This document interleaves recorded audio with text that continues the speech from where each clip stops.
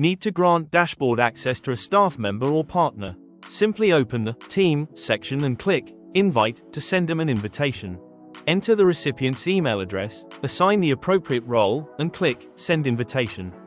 They'll receive an email with instructions to access the dashboard. After the invitation is sent, the recipient will receive an email in their inbox with a link to join your Scanqur workspace. To get started, the invited user must create their Scanqur account and sign in. Once logged in, they'll be able to access the dashboard according to the role assigned to them. Users will be able to view and access the dashboard features and sections available to them based on their assigned role and permissions.